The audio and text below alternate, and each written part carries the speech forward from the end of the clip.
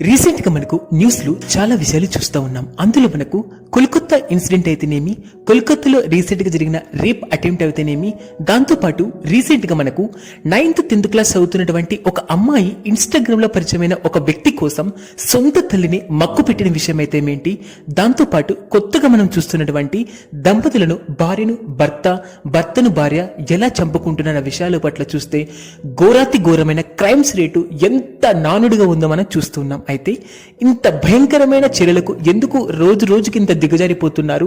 మనుషుల మధ్యతో ఉండేటువంటి ఆ బంధాలు, బంధుత్వాలు, రక్త సంబంధాలతో ఎందుకు ఇంత ఘోరాతమైన పతస్థాయికి వెళ్ళిపోతున్నాయో ఈరోజు తెలుసుకుందాం.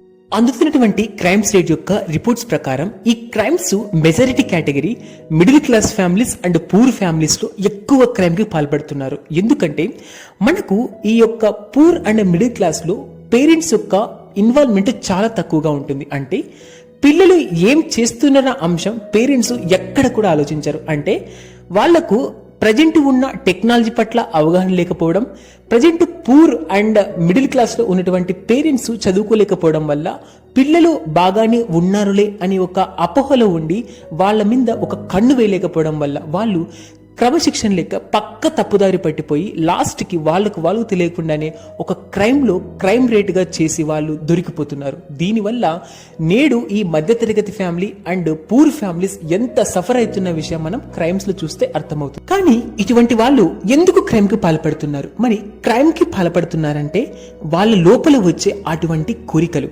ఎప్పుడైనా సరే కోరికలు వచ్చినప్పుడు వాటిని ఆ క్షణానికి సాటిస్ఫై చేయాలన్న ఆతురత, సెన్స్ ని మనం రెగ్యులేట్ చేయకపోవడం వల్ల మనము దాన్ని ఒబే చేసి దాన్ని మనం సాటిస్ఫై చేయడానికి ఆ క్రైమ్ లో దిగినప్పుడు మనం దాని నుంచి ఎస్కేప్ అవ్వలేం. ఎందుకంటే సెన్సెస్ మనల్ని రెగ్యులేట్ చేయడం స్టార్ట్ చేస్తాయి. కాబట్టి మనం ఈ సెన్సెస్ ని కంట్రోలింగ్ చేయాలంటే లోపించిందంటే ప్యూరిటీ.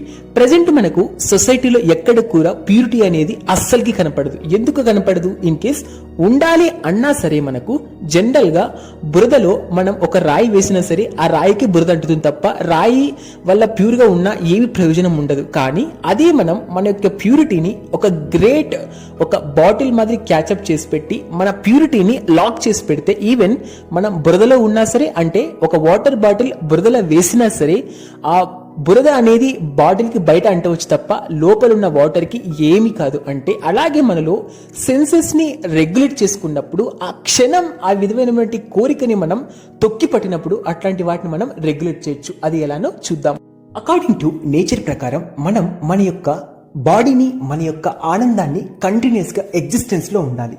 మనం ఎక్కడ కూడా మన యొక్క మైండ్ ని హ్యాపీనెస్ కి కొంచెం దూరం చేసినా మనం డల్ మోడ్కి వెళ్ళిపోతాం. అంటే దాని నుంచి ఎస్కేప్ అవడానికి మనం హ్యాపీనెస్ ని వెతుక్కోవాలంటే మనం బాడీ అండ్ మన యొక్క మైండ్ అడిగింది చేస్తూ వెళ్తే క్రైమ్ లో ఇరుక్కుపోతారు జనరల్ గా ఇది. కానీ ఏది ఒప్పు, ఏది తప్పు, ఏది చేయాలి, ఏది చేయకూడదు అన్న ఐడియా ఉన్న వాళ్ళు ఇంటెలిజెంట్ పీపుల్ అవుతారు. కానీ కొన్నిసార్లు ఇంటెలిజెన్స్ లోపం వల్ల మనకుండే అసోసియేషన్, మన ఫ్రెండ్షిప్, మన సాంగత్యం వల్ల సమ్ టైమ్స్ మన యొక్క దారి ఎస్కలేట్ అయిపోయి మనం మిస్కన్సెప్షన్ లో పడిపోయి ఏమి చేస్తున్నాం అంశం కూడా ఉండదు. ఎందుకంటే చూడండి, ఎక్కడ కూడా క్రైమ్ చేసిన వాళ్ళు కావాలని క్రైమ్ చేయరు. ఆ క్షణానికి క్షణికావేశం 2-3 నిమిషాల ఆ యొక్క పరిస్థితి కోసం, లేకపోతే ఏదో ఒక ఇన్సిడెంట్ కోసం ఒక వ్యక్తిని హత్య చేయడం, ఒక వ్యక్తిని ఉన్మాదంలో దింపడం ఇట్లాంటివి జరుగుతాయి. కాబట్టి ఎప్పుడు కూడా ఇంటెలిజెంట్ పర్సన్స్ మనం పేరెంట్స్ పిల్లల్ని గైడ్ చేయడం వల్ల మాత్రమే ఇటువంటి సిచ్యువేషన్స్ ని,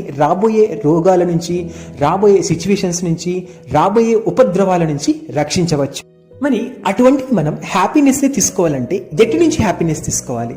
హ్యాపీనెస్ కి ఏదైనా కూడా స్టార్టింగ్ లో హ్యాపీనెస్ ఇచ్చి ఎండింగ్ లో మనకు అది విషప్రాయంగా మారిందంటే అది మనకు వెరీ డేంజర్. తెలివిన్న పర్సన్ ఎప్పుడు కూడా స్టార్టింగ్ లో కొంచెం మనకు ఇబ్బందిగా ఉన్నా సరే ఎండింగ్ మనకు హ్యాపీనెస్ ఇచ్చే దాని కోసం పరిత్రపించాలి తప్ప స్టార్టింగ్ హ్యాపీనెస్ ఇచ్చి చిట్ట చివర దుఃఖాన్ని ఇచ్చే వాటి కోసం ఎప్పుడు కూడా ప్రాకులాట పడకూడదు. ఇది ఫస్ట్ గుర్తుపెట్టుకోవాల్సిన విషయం. మనకు ఇలా చేసుకుంటూ వెళ్ళేపాటికి సెన్సెస్ ని మనం ఎప్పుడు కూడా హ్యాపీనెస్ మోడ్ లో ఉంచడానికి స్టార్టింగ్ మనం వాటిని కాస్త రెగ్యులేట్ చేయడం వల్ల ఎండింగ్ దాని నుంచి వచ్చే హ్యాపీనెస్ అంత ఇంత కాదు. సో దీనికోసం మనం ఈ రోజు చూస్తున్నాం. ఇది మనం మిడిల్ క్లాస్, ప్యూర్ క్లాస్ లోనే కాదు, ప్రపంచం నేడు యుద్ధాలతో కొట్టుకుంటుంది కూడా కేవలం వాళ్ళు ఈ ప్యూరిటీ లేకపోవడం వల్ల. ఎవ్వరిలో కూడా తమ యొక్క ప్యూరిటీ లెవెల్స్ అనేటివి miss match and zero levels కి పడిపోయి అది ఎలానో కూడా ప్రపంచంలో మనకు చాలా మటుకు న్యూక్లియర్ కంట్రీస్ గా మారుతున్నాయి. అంతే న్యూక్లియర్ కంట్రీస్ లో మనకు పాకిస్తాన్ దిగ్గజంగా, పాకిస్తాన్ న్యూక్లియర్ కంట్రీగా ఎదిగిన తర్వాత స్టిల్ నార్త్ కొరియా కూడా మనకు ఈ న్యూక్లియర్ పవర్ స్టేషన్స్ లో one of the greatest nation. అయితే ఎప్పుడైతే మనకు ఈ ఇరాన్ ఇజ్రాయెల్ ఎందుకు గొడవ పడ్డట్టు, ఎప్పుడు కూడా మనకు న్యూక్లియర్ స్టేషన్స్ మనకు విచ్ఛిన్నం అంటే న్యూక్లియర్ పవర్స్ వాళ్ళు గ్రేటెస్ట్ పవర్ గా ఎదిగినప్పుడు ఫ్యూచర్ లో ఏవైనా కాడ యుద్ధాలు వచ్చినప్పుడు ఆ దేశం నిలబడితే మిగతా కంట్రీస్ సైలెంట్ అయిపోతాయి. ప్రజెంట్ నార్త్ కొరియా ఒక చిన్న దేశాన్ని కూడా అమెరికా ఏమి చేయలేకపోతుంది. ఎందుకంటే ఈ యొక్క నార్త్ కొరియా దగ్గర వాళ్ళు పెట్టుకున్నటువంటి ఆ న్యూక్లియర్ స్టేషన్స్, దీన్ని మనం అమెరికా సహితం రెగ్యులేట్ చేయలేకపోతుంది. అయితే ఇక్కడ మనకు ఇరాన్ అనేది ఇజ్రాయెల్ తో గొడవపడడానికి ఇది రీజన్. దీంతో పాటుగా మనకు ఈ యొక్క నాటో అసోసియేషన్ లో జాయిన్ అవడానికి కూడా మనకు రష్యా ఉక్రెయిన్ మధ్య వారు ఎంత బీభత్సంగా నడుస్తుందో కూడా మనం చూస్తూ ఉన్నాం. ఇలా దేశంలో ఒక దేశం ఇంకొక దేశంతో పెట్టుకున్న గొడవ, ఇండియా, పాకిస్తాన్, ఇలాగే మనకు చైనా, మనకు తాయివాన్, ఇలా గొడవల మధ్య ప్రపంచం ఒక కోల్డ్ అండ్ హాట్ వార్ మధ్యలో యుద్ధ ప్రాతిపదికన ఘోరాతి ఘోరమైన సిచ్యువేషన్స్ కొన్ని వందల మందిలో రోజు మరణిస్తూ ఉన్నారు. మళ్ళీ ఇన్ని సిచ్యువేషన్స్ లో సరే మనం ఇంత కంట్రోలింగ్ లేని సిచ్యువేషన్స్ లా కంట్రోల్ అయిన సిచ్యువేషన్ లో కూడా మనం మన యొక్క తపోహలకు మనటువంటి ప్రజెంట్ సిచ్యువేషన్స్ కు రెగ్యులేట్ చేయలేకపోతే ఆ సిచ్యువేషన్స్ వచ్చినప్పుడు ఎలా హ్యాండిల్ చేస్తాం అనేది ఇక్కడ ఇంపార్టెంట్. గల్లీ నుంచి దేశాల వరకు ఈ గొడవలకు మెయిన్ పర్పస్ ఒకటి, అది మనకు ఈ యొక్క ప్యూరిటీ లెవెల్స్ అనేటివి పడిపోవడం. ఎప్పుడైతే ప్యూరిటీ లెవెల్స్ పడిపోతాయో ధర్మానికి హానికరం. అంటే ధర్మం యొక్క నశించిపోవడం వల్ల ఏది మంచి ఏది చెడు ఎవ్వరు పట్టించుకోరు. ఇది మనకు ఈ టైమ్స్ లో మనకు చూస్తూ ఉన్నాం, కళ్ళ ముందు కనపడుతూ ఉంది. దీనికి కారణం మనకు యదా యదా హి ధర్మస్య గ్లాన్విభవ భారత అభ్యుద్ధాన ధర్మస్య తదాత్మనం సవాన్మహం. అంటే ఎప్పుడెప్పుడైతే మనకు ధర్మం నశిస్తుందో, ధర్మం నశించి అధర్మం ప్రెక్కు వెళ్తుందో అటువంటి సిచ్యువేషన్స్ లో మనకు సుప్రీం అపియరెన్స్ అనేది మనకు జనరల్ గా కనపడుతుందని మనకు స్క్రిప్చర్స్ చెప్తున్నాయి. ఇది ఎలానో కూడా చూద్దాం. Very simple. మనకు చూసుకుంటే మనకు Europe countries and north America, south America countries లో మనకు జీసస్ శరీరం అనేది వెరీ ఇంపార్టెంట్ ప్లేస్. అంటే మనకు జీసస్ వచ్చిన తర్వాత చాలా మటుకు కంట్రీస్ ఈ యొక్క ధర్మాన్ని ఒక ఫార్మేషన్, ఒక రెగ్యులేటివ్ ప్రిన్సిపల్స్ లో ఫాలో అవుతూ వచ్చారు. అంటే మనకు సెకండ్ వరల్డ్ వార్ తర్వాత హిట్లర్ యొక్క న్యాయ పరిపాలనలో దాదాపు యూదులను తరిమి పడేశాడు. అంటే దాదాపు 60 లక్షల నుంచి 1 కోటి మంది దాకా యూదులను మక్కు పెట్టించిన వ్యక్తి ఈ యొక్క హిట్లర్.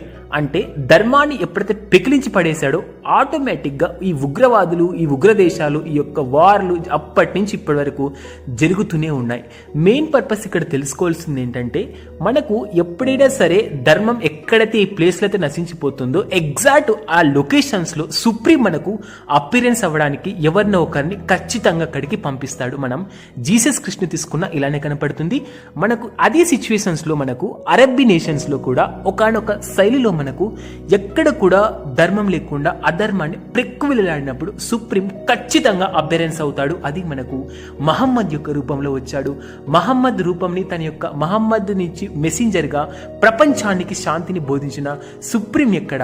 సో అంటే మనుషులు ఈ యొక్క ప్యూరిటీ లెవెల్స్ పడిపోయినప్పుడు అహంకారం ఎక్కువ అవుతుంది. అహంకారం వల్ల మేమే గొప్ప అని నిరూపించుకోవడం కోసం పక్క వారి యొక్క ప్రాణాన్ని సైతం లెక్క చేయని రోజులు ఈ రోజులు. అయితే ఇక్కడ తప్పు చేసిన వారిని తప్పు పట్టడం కూడా తప్పే. ఎందుకంటే సొసైటీని తప్పుగా ఉన్నప్పుడు అందులో తప్పిదం చేస్తే సొసైటీ వేలువెత్తి చూపడం ఇంకొక తప్పు. అంటే ఇది ఒక కామెడీ పర్స్పెక్టివ్ లా ఉంటుంది. కాబట్టి మనం చేస్తున్న తప్పుని తప్పుగా తప్పు చేసిన తర్వాత చెప్పే కంటే ముందుగానే దాన్ని రెగ్యులేట్ చేయడం ఎలా అనే అంశాన్ని ఎవడు మాట్లాడు. ఇది ప్రజెంట్ ఉన్న సిచ్యువేషన్స్. కాబట్టి పేరెంట్స్ని దీన్ని తీసుకోవాలి, లేదా తెలిసిన వాళ్ళైనా సరే తెలిసిన వాళ్ళకు దీని యొక్క ఇంపార్టెన్స్ చెప్పి ప్యూరిటీ లెవెల్స్ మెయింటైన్ అయినప్పుడు దాని నుంచి వచ్చి హ్యాపీనెస్ చెప్పాలి తప్ప రానున్న రోజులు ఇంకా ఘోరమైన సిచ్యువేషన్స్కి వెళ్తున్నాయి. వీటి నుంచి ఎస్కేప్ అవ్వడానికి మనం చాలా సన్నద్ధం అవ్వాల్సిన సిచ్యువేషన్స్ ఉంటుంది. అంటే చాలా మటుకు గోల్ అండ్ డెస్టినీ అనే అంశాలకు మధ్య డిఫరెన్స్ చూసుకుంటూ వేరీ అవుతున్నప్పుడు తప్ప వీటిని చెల్లింది. ఎందుకంటే ఏ కంట్రీస్ అవి యుద్ధాలలో చాలా బిజీగా ఉన్నాయి. మనుషులను పట్టించుకునే పరిస్థితుల్లో ఏ గవర్నమెంట్స్ కూడా రాబోయే రోజులు మళ్ళీ ఇటువంటి అంశాలకు మనం భయపడవలసిన అవసరం ఉంటుందా? నో. ఎందుకంటే ఏ సిచ్యువేషన్స్లో మనం కరెక్ట్ ఉన్నప్పుడు అది కాస్త ఇబ్బంది పెట్టినా సరే ఎండ్ ఆఫ్ ది డే మనకు దాని నుంచి వచ్చే హ్యాపీనెస్ ఎప్పుడూ ఉంటుంది. ఎందుకంటే మనకు సుప్రీం పర్సనాలిటీ జనరల్గా 1-2 ఫార్మేషన్ కాదు, దెర్ ఆర్ ఇన్ఫినిటీ వేరియేషన్స్లో వచ్చి they have with stand from ధర్మం సైడు నిలబడతారు. అంటే మంచి సైడు మనకు ఎప్పుడైనా సరే అది నెగ్గాల్సిందే.